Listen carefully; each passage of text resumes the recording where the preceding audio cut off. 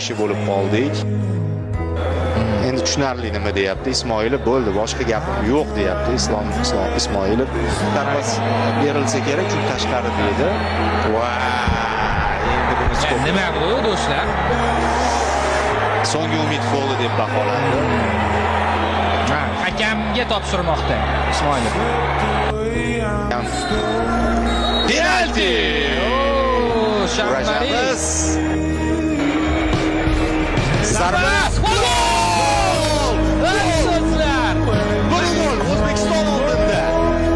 Urgan Saudiya Hasanov o'tdi. Xuddi ichkariga